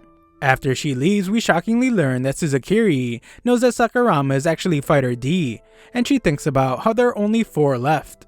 Yamato thanks Sakurama for helping him get the key, but Sakurama points out that their work isn't done yet. They have to take the other keys, and he explains that they're acting as the monsters now. Time is almost up though, so the real battle will begin the next day. Just then, the other team casually appears and just takes the key away from Yamato. The furious Sakurama goes to attack, but he is stopped by Ijin. Angelica points out that the exam's goal is to separate those who belong at the top from those who belong at the bottom, and those who rely on miracles like them have no future. Just then, the alarm goes off, signaling the end of the day's exam, and Ijin declares that their team has won. Elsewhere, Piltrola eliminates a ranger and declares that he must grant all the rangers salvation. He leaves with X, but we see that Izome saw everything. Angelica can't believe that they were so careless with the key, and she reveals that she knows why Yamato joined the Rangers. It's because he wanted to impress the ladies, so she calls him a vain coward. Ijin is impressed that Kaguma fought so well, but Kaguma is furious. Just then, Ijin notices that Angel is counting like a weirdo for some reason. Sakurama gets the other group's attention by congratulating them and reminding them that they will now be Rangers. His distraction works as he manages to take the key back from Angelica, but Ijin points out that they are not allowed to do that. They took the key after the exam ended, so Ijin thinks they're cheating. Just then, they are shocked when Kai says that today's exam isn't over yet. Angelica is furious as she clearly heard the bell, but the others say that they didn't. Just then, Ijin is shocked when he realizes what the other group did. A look back shows that they had Kaguma modify the timer so it would ring earlier than it was supposed to. Angel was in charge of keeping track of the real time and giving a signal to the others when the exam was actually getting close to ending. Back to the present, Sakurama's group runs from the others. Their goal is to protect the key until the exam actually ends, so Angel and Kaguma hold the others back. Kai is the last one left chasing them, but he is really fast. Yamato pleads for Sakurama to give him the key, and he promises to protect it. Sakurama gives it to him and tells everyone else to protect Yamato. Sakurama fights Kai for a moment, but he must shoot at some of the others as they nearly catch Yamato. A shot knocks the key out of Yamato's hand, so Yamato and Angelica die for it. Just then, all the fighting stops as the alarm signals the day's exam has come to an end. The others are disappointed, but Sakurama and his group couldn't be happier. Yamato protected the key just like he said he would, and Sakurama tells his group that the remaining 4 keys will be theirs the next day. Elsewhere, Piltrola prepares to eliminate another ranger, but Izome rescues her. She tells the ranger to run, but the ranger can never leave her comrade in danger. This proves to be a bad choice, however, as Piltrola attacks her. Piltrola then turns to Izome and points out that her position doesn't fit her stature. She has been living a life of constant pressure in a position of immense responsibility, and he can tell by her poor skin texture. Piltrola refuses to just let her live and continue to deteriorate, and instead he will preserve her current appearance forever. He demands that she bow down to him, but Izome refuses. She declares that she will be cute even when she is an old lady, and she summons her divine artifact called Umibozu. Izome uses it to fire a massive attack, but Piltrola says that she is being foolish. Back with our boy, his group discusses how they should pick different squadrons that suit them better. Kaguma thinks that they're getting ahead of themselves, but Sakurama wants them to stay positive. Just then, they realize that Tsukasa didn't show up at all today, so they go to see if he's in the training room. Sakurama has something else to do, but Kaguma uses this chance to speak to him privately. He wants to know what a fighter is doing there, but Sakurama declares that he would never tell his enemy that answer. Kaguma thought they were comrades, but Sakurama just warns him not to tell anyone about his identity. Kaguma wonders if he's really a bad guy that would eliminate him, and he just tells Sakurama to join them in the training room after he is done. When the others arrive at the training room, they're shocked to find Tsukasa depressed and muscleless. He has lost all hope of becoming a real ranger, but Kaguma tries to motivate him. He points out that Yamato, who everyone thought was weak, turned out to be a great escape artist, and they were able to get a key because of him. Angel even pushed through her injury to fight a ranked ranger. That isn't all, as they couldn't have done any of this without Sakurama. Kaguma declares that no matter what kind of guy Sakurama is, he will help him. The others are inspired, so they try to get Tsukasa going as well by having him do his favorite exercise, the bench press. Tsukasa is still completely hopeless as he knows that he can never reach the person he idolizes. This person is the first ranked Nadeshiko, and Tsukasa is depressed because he can never fight him, even for the exam. Just then, the others explain that they don't have to fight the ranked rangers anymore because the other group has the keys now. This news changes everything, so Tsukasa's muscles return to him. He declares that there are no opponents in his way now, and he starts pumping iron. Elsewhere, Ishikawa consoles Angelica because she feels bad about losing the key. Sakurama watches them and wonders why surface dwellers like to get close at the weirdest times. Back at the training room, the others look at their dragon gadgets, and Koguma wonders if the others are right. They think he would be better suited for the Yellow Squadron because he's really good with gadgets. Koguma goes to speak with the instructor, and Yamato says that he has to meet with someone as well, but Angel has no interest in where he's going. Koguma bumps into Sakurama and thanks him for helping him realize what his role should be. Sakurama thinks they're all foolish though, because he's just using them. Koguma thinks about how he always thought of Igen as a hero. However, Koguma has decided to become a hero himself. Just then, Koguma's glorious moment is interrupted when he spots Peltrola fighting Azome. He runs off terrified and hopes that someone will come to save her. Peltrola just keeps attacking her, but everyone is stunned when Koguma returns to defend her. Azome begs him to run away, but he just pushes her to safety in an elevator. Koguma has made his heroic decision, and he declares that he is a ranger too. He thinks about all the heroes that gave him hope growing up, and it's now his time to stand by the weak. Koguma heroically goes in for an attack, but Peltrola just easily knocks him back. Peltrola isn't doing so well though, as Azome managed to do some good damage. He decides to go recover and leaves the rest to X. Elsewhere, we see that Sakurama followed Yamato, who is now betraying his group. He's giving their key to Ishikawa so he can take Angelica's spot on their team. Sakurama knows that this is pretty bad for their team, but he lets out a smile because Ishikawa is way worse of a scumbag than he is. He is a real two-face, and this makes Sakurama think about how scary surface dwellers can be. Just then, everyone is shocked as Yamato explains that he cannot make this decision on his own. He and the others worked hard to get the key, so he can't betray them. Sakurama reveals himself and is glad to hear it. Elsewhere, the ranked rangers arrive at the scene where Azome was attacked. They sent an emergency signal to headquarters, but their uninvited guest seems to have disrupted their transmission. Suzukiri considers ending the exam at a time like this, but Hisui declares that the cadets will not know anything about this. It's top secret information, and Tokita declares that this is a job for real rangers. He tells the other ranked rangers to bring the replica divine artifacts. This is no performance that they will be doing, it's a real monster hunt. The next day, Tsukasa tells the group that they have nothing to worry about now that he is on their team. Koguma arrives a bit late, and none of them know about the fight, so they just go to the exam. The two sides agree to have a straight up fight to see who gets all 5 keys. The only weapons allowed are the dragon gadgets. Sakurama tells the other team not to cheat, but they think that's hilarious to hear from someone like Sakurama. The fight starts and Igen chases after Koguma. He doesn't think that Koguma should be mad at him anymore and points out that there was no guarantee that they would be able to stay by each other's side forever. He has made his decision though and declares that he will be going on ahead. Nearby, Angel wonders how long ago it was when Ishikawa decided to betray her. Ishikawa tries to use his charm and tells Angel to just surrender. Angel calls him a gentleman, but gets really serious and tells Ishikawa not to look down on her. As for Sakurama, he faces off against Kai, and Kai declares that he's willing to abandon everything to become a ranger.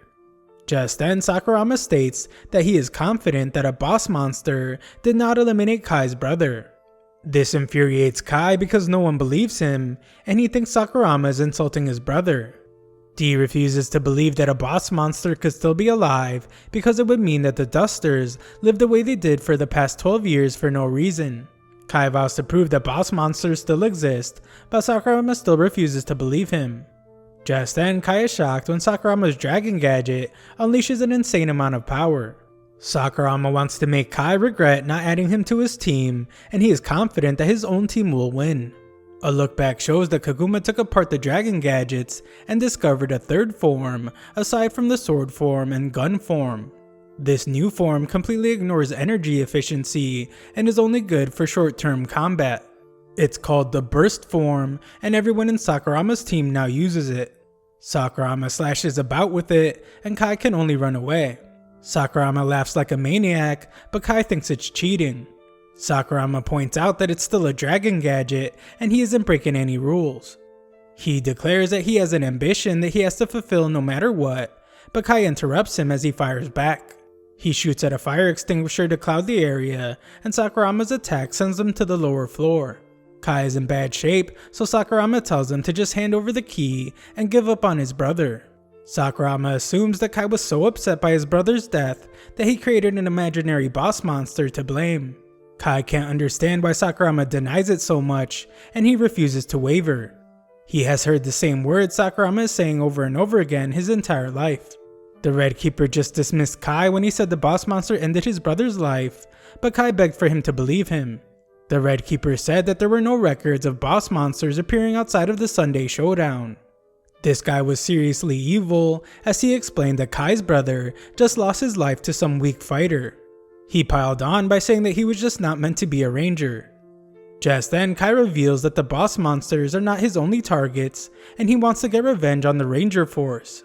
He declares that everyone is his enemy, and D sees himself in Kai's eyes. Sakurama demands that Kai hand over the key, but Kai fights back instead. Unfortunately for him, Sakurama just overpowers him. A look back shows Kai congratulating his brother on finally becoming a ranger, and his brother gave him his necklace. Kai was sure that his brother would become a dragon keeper, but his brother said that he isn't just fighting against the monsters. His enemies were all the injustices in the world. Kai snaps back to the present and furiously smashes his dragon gadget on some cement. He refuses to lose in such an unfair way and keeps smashing away. Just then, the two fighters are both shocked when he breaks his gadget and it unleashes the same amount of power as Sakurama's. They're on equal footing now, so the guys agree that the real start to the final exam begins now. Outside the base, we see that Izome made it out, but she is still in bad shape. Draggy-kun finds her and wonders if a boss monster did this to her. Izome can barely speak, but she tells Draggy-kun to tell the Blue Keeper about this. Back at the exam, Ishikawa trembles in fear as he hides from the dangerous angel. Tsukasa admires his weapon in burst form, and Renren just watches him do a bunch of talking. Renren realizes that she won't stand a chance against him, so she just surrenders. Nearby, Yamato says that he was foolish for only thinking of becoming a dragon keeper as a reward for winning the exam. Angelica is shocked when he says that his true reward will be the ability to show off his charm to all women in the world. He calls his goal Operation Harem, and Angelica thinks he's a weirdo. Ijin faces off against Kaguma, but he realizes that this isn't Kaguma at all, and he wonders who he is. Angelica says that her determination is much stronger than Yamato's, but he just knocks her to the ground. Just then, they are shocked to see Kaguma approaching, and he reveals that he has taken the blue key. Angelica thinks about how she has always been alone, and how she wants to become someone that's admired by everyone. Angelica's incredibly determined, so she tries to take on both of her enemies. However, Kaguma just easily knocks away her weapon. Kaguma moves in to eliminate her, but Yamato shockingly stops him. Kaguma just knocks his weapon away and does something even more surprising to save Angelica. He says that he gives up, and Angelica is the winner of the Yellow Squad. Kaguma allows Angelica to live, but Yamato must give him the Yellow Team key for now. Angelica can't believe that Yamato saved her when she is his enemy, and Yamato reveals why. This crazy guy says that he's after all the women in the world, and it would be meaningless to hurt a cute girl like Angelica to pass the exam. Angelica is furious and just leaves, while thinking about how their determination is not the same at all. Nearby, Tsukasa shows off his huge muscles, and Renren cheers him on so he can keep going. Just then, Renren's plan reveals itself when Tsukasa's dragon gadget runs out of energy from using burst form for too long. Renren shoots at him, but she is shocked when the attack just bounces off of him. Renren fires a barrage of shots at him, but it once again does nothing. Tsukasa declares that he really never needed a weapon in the first place, and his muscles never betray him. He goes in to attack, but Renren promises that she really surrenders this time. She even gives him the pink key, so Tsukasa announces it to everyone. Angel is left with only a little bit of power in her dragon gadget, so she tries to hide, but Ishikawa finds her. She's surprised to see him fighting on the front lines, but he explains that he has been doing this for a long time. As time went on, all his contemporaries eventually gave up. They went on to have families and have forgotten all about the gigantic fortress in the sky. Ishikawa, on the other hand, has a sense of duty to fight evil and protect world peace. Angel accuses him of just pretending to fight, but he points out that there's nothing pretend about the gun he's about to shoot her with. Angel isn't scared at all and just antagonizes him by pointing out that if he was really willing to sacrifice himself for the world, then this situation would have already ended. Just then, Angel shockingly uses the remaining energy in her dragon gadget to blow up the car they are in. Angel can no longer move her body, and Ishikawa claims victory as he still has his key. Angel isn't worried though, since she was able to buy some time and complete her mission. Just then, Tsukasa appears to compliment Angel for holding on, and he tells her to leave the rest to him. Elsewhere, Kai lands an attack on D, but he loses sight of him, and D is able to regenerate. The two exchange insults, but D thinks about how he will be the one to get revenge against the Rangers, not Kai. They charge at each other, but Koguma shockingly intervenes. Koguma demands that Kai give him his key, but D is furious as he doesn't want their fight to end this way. Outside, we once again see Izome. A look back shows that the Blue Keeper was disappointed to learn that a tiny pipsqueak like Izome was now his junior first rank. He said that the Blue Squadron has really begun to fall, but Izome warned him to be more careful with his words. The Blue Keeper wondered if she wanted to lose her life for making this threat, but she explained that this was just some advice as his new partner. She feared that he wouldn't make it as a Dragon Keeper if the public was scared of him.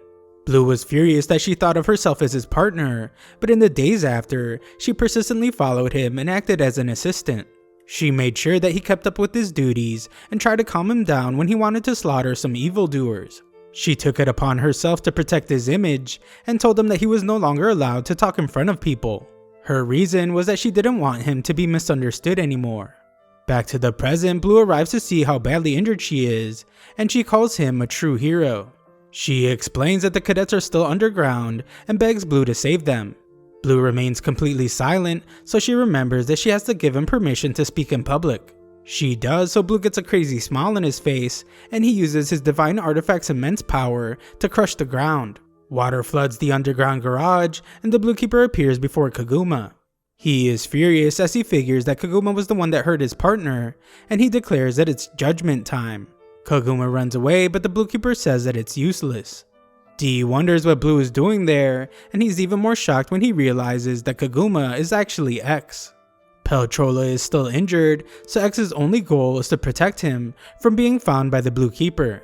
She tries to stand against Blue, but Blue just absolutely destroys her. She wonders how she could still be alive after being struck by a divine artifact, and Blue reveals that he didn't use it. Blue uses a steel pipe instead and causes X a great deal of pain. He can tell that she wants the pain to end, so he says that he will put an end to it, but only if she tells him where the boss monster is. X defiantly insults him, so Blue just torments her more. He wonders how many stabs she can take while staying sane and continues harming her. He counts all the stabs, and X can only scream in agony. She begs him to stop, but he just keeps going, reaching past 10 stabs. X thinks about how she can never feel anything other than pain and wonders why she fights in the first place. A look back shows that Petrola said that he thinks of X as his own beloved child. This was when Petrola first gave her the name X. Back to the present, X reminds herself that she is Fighter X, but Blue has decided to end her life after not revealing where the boss monster is. Just then, the truck they are in is attacked. It was Sakurama, and he apologizes as he says that he didn't know Blue Keeper was involved. Blue warns that he will end Sakurama's life if he does it again. He returns to X and declares that as the leader, he must avenge his team and make things even. Sakurama likes the way Blue thinks because he allows evil deeds as long as it's for his comrades. Blue wonders why Sakurama is still there, so he explains that he's helping his comrade. Blue realizes that Sakurama has bad intentions and just manages to block his attack. D thinks about how now is the time. The reason why he is here is for this exact moment. D then puts all his humiliation and malice into this strike, and X watches in amazement. D vows to end Blue's life, and X encourages him to avenge all their fallen comrades. Just then, D gets pushed back, and Blue credits Izome for returning the cartridge to him as it allowed him to avoid Sakurama's attack. Blue realizes that Sakurama is Pink's brother and declares that he will have to apologize to her for having to end Sakurama's life after he broke Ranger rules. Sakurama explains that he's just trying to save Kaguma, and X realizes what D is planning. Blue points out that Kaguma is actually a monster, but decides that talking is useless. Blue activates his divine artifact and prepares an attack. Just then, Kaguma rescues Sakurama and tells him that they have to run away. As they are talking, a strange orb appears before them and explodes. X is in a lot of pain, and for some reason her arms are not regenerating. It turns out that this was an attack from Blue's divine artifact. Sakurama must run from this terrifying attack, and he remembers that he was hit by it before. Blue's orbs are homing in on him, and Blue once again finds Sakurama. Just then, X comes out of nowhere in a car and crashes into Blue. She is badly injured, so Sakurama tells her to leave the rest to him. X realizes how dire the situation is and determines that they have no chance of beating Blue. The Dragon Keepers are stronger than she expected, so she agrees to tell Blue where Patrolla is. D is shocked to hear this name, as he can't believe that Patrolla is still alive. X leads the Blue Keeper to Patrolla, but Blue eventually gets impatient. X begs for him to just wait a little longer, but he doesn't like being told what to do. Blue goes to hit her again, but Sakurama stops him. He explains that while she is their enemy, X still makes a good captive since she isn't fighting back. Blue laughs and points out that she is not their enemy. Their enemies are the boss monsters, not weak fighters like X. Sakurama warns that even the weakest can make a big change, but X interjects and tells Blue that it will only be a little bit longer. They arrive at the door where all the keys go, and D wonders if X was collecting the keys to keep anyone from going there. Blue just blasts the door open, and he's shocked by the giant tree inside. The Blue Keeper and Patrolla have met before, and D is just stunned to see that a boss monster is still alive. X apologizes to Patrolla for failing him, and asks him to fulfill their wish to eliminate the Dragon Keepers. Patrolla tells Blue to lower his weapon because he would like to talk, and he would hate to resort to violence. Blue refuses to speak to a plant, so he prepares to attack, but Sakurama interferes to say that he would like to speak to the boss monster. Blue rejects his request, and instead he uses his divine artifact on Patrolla. X fears for the boss monster's life, and she becomes furious when Blue smirks after eliminating him. Just then, everyone is shocked to still hear Patrolla's voice as he tells the surface dwellers that he is an existence that far surpasses them. Everyone is at a loss for words when Patrolla emerges from one of the orbs from the tree, and he declares that he is a god. The other orbs hatch as well, and X calls Patrolla the light that will guide them all. Tensions rise as Blue is surrounded, but this just seems to excite him. Blue uses his divine artifact to unleash a powerful attack, and D is amazed that not even a boss monster could stand before Blue. The fight isn't over though, as more Patrollas appear, and he explains that the fight won't end until Blue finds his real body. Blue fires away, but the Patrollas launch a counterattack. Blue takes some serious damage as he fights back, and Sakurama is amazed that they're fighting equally. X explains that boss monsters are on a whole other level, and they have the power to destroy rangers. X introduces D to Patrolla, and explains that he is a monster that is on their side. D expresses how glad he is to see that a boss monster is still alive, but secretly we see that he takes his weapon in his hand. Patrolla thanks D for taking care of the fortress while the boss monsters were away, and he assures him that everything is fine now that he is there. Patrolla declares that it's time for world domination, but D thinks about everyone and shockingly stabs Patrolla. D says that his hand just slipped, but Patrolla has determined that he is rebelling against the boss monsters. Patrolla plans to make him pay, but D slices him in half. X becomes enraged, and D isn't even sure why he just did that. X cries out that the boss monsters are their masters, and demands an explanation from D. She says that she almost started trusting him again, but now she isn't sure if D's really a comrade of the monsters. This makes D think about Kaguma, but D can't understand why since he couldn't care less about him. X demands to know if he's a monster or a ranger, but she's interrupted when Patrolla rises again. Blue has taken out several of the fake Patrollas, and he won't stop until he finds the real one. We then see another Patrolla out in the parking lot, and he reveals to us that all the Patrollas are actually his real body. As long as just one of them manages to get out through the hole to the surface, then Patrolla declares that he will have survived. Patrolla plans to conserve his strength silently on the surface until he's ready to take over the world. Just then he is shocked when an attack comes from the hole, and it turns out to be the first ranks. They all summon their divine artifacts, and Petrola tells them to bring it on. The fight is really intense, and we see Suzukiri's divine artifact's ability to fast forward time with a remote. Their attacks land, so Nadeshiko thinks that they have won, but Petrola isn't done just yet. Luckily, Hisui rescues Nadeshiko from an attack and tells Petrola that the Green Squadron specializes in eliminating monsters using covert operations. The fight intensifies even more as Tokita launches a powerful attack and everything strangely goes quiet. Petrola has no clue what's going on, and we see that Suzukiri just hit the mute button on her remote. No one else can hear the two of them now, so Suzukiri recommends that Petrola hurry up and eliminate all the first ranks. Back with Blue, he's easily eliminating tons of fake Petrolas, and Petrola realizes that he can no longer rely on the clones. D stops X from going to help Petrola and explains that the fight is pretty much over already. However, the two of them are shocked when Petrola declares that it's time to show them the true power of a boss monster. His next attack will take some time to prepare though, so he asks X to protect him. X does this by taking an attack for him, but D stops her from taking too much damage. The both of them get pretty badly injured, but Petrola thanks X for serving him well. D is furious though because Petrola is a boss monster, but he just made X sacrifice herself for him. Sometime later, D explains that a bunch of stuff happened after X got hurt, but they ended up achieving world domination. The now famous D scolds someone for getting his name wrong, but he's a kind leader and forgives him. After that, D compliments his chef on a job well done and thinks about how amazing their life is now. His old ranger buddies arrive, and the butler is shocked when D says that the surface dwellers are actually his guests. D urges them to eat their fill because he has billions of dollars now. That isn't all world domination has brought him, since he will even have his face put on the $1 billion bill. He has a really big house now, and he's also ranked as the #1 most handsome monster. D has dissolved the Rangers and exposed the Dragon Keepers as bad people. Kaguma points out that the surface dwellers have lost the war, so they can't complain about how they are now treated by the monsters. Just then another guest arrives, and D is surprised to see that it's Lord Petrola. Petrola is not pleased with the food, so he eliminates the chef without hesitation. Petrola is upset to see that the surface dwellers are eating animals that had been eliminated just to become food. D tells his ranger friends to run for their lives, but they declare that it would be an honor to have their lives taken by a boss monster. D is shocked to hear this, but there's nothing he can do, so Petrola just eliminates all of them.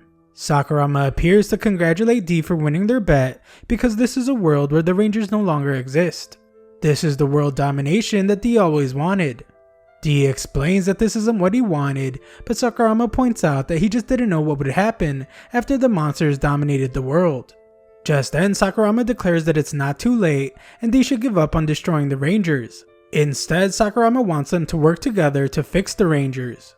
Just then, D wakes up from this nightmare and sees X vowing to follow Petrola anywhere. Petrola is long gone though, so X questions what she's supposed to do now. Monsters are meant to fight, but she doesn't know what she's supposed to fight for from now on. Nearby, Kai regains consciousness and wonders where their keys are. The others explain that the keys are the least of their worries because the monsters have infiltrated the facility.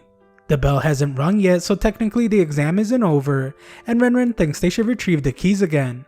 Kai declares that they have no right to take the keys back, and he laments how he won't become a real ranger. Ishikawa begins to apologize for something, but they're interrupted when they hear someone nearby. Angelica rushes to them hoping they will be able to take care of the monsters, but she's shocked to find that it is one of the monsters. Angelica tells the others that she was mistaken, and Kai rushes after the monster. The others watch the fight nearby, and Yamato chases after another monster.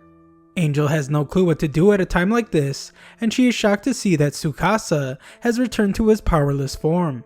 Yamato eventually catches up to the monster, but he must be saved by Kai. Petrola wonders who he is, but Kai simply tells him that he is an enemy.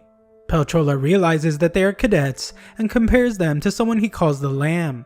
He plans to eliminate them all and send them to where the Lamb is. Just then, everyone is shocked as Ijin arrives, and Ijin is furious to hear that this boss monster was the one that took out Kaguma. Petrola calls Kaguma a foolish lamb because he pointed a blade at him. He declares that his goal is to prevent further conflicts, and he will do so by showing the surface dwellers the might of the monsters. Kai and the others are ready for the battle, and they declare that while they might not be ranked, they are still rangers. Just then, everyone is shocked when they see Sakurama approaching. He thinks about how he's a monster, and he will destroy anyone who gets in his way. He refuses to side with anyone, and instead he will just side with himself. D acknowledges that Pachola is a boss monster, but Pachola's ideals differ from his. D thinks about how he's a nefarious monster that wants to be greedy, and he won't be satisfied until everything goes his way. Thanks for watching my recap. Subscribe to the channel to help us reach 700,000 subscribers.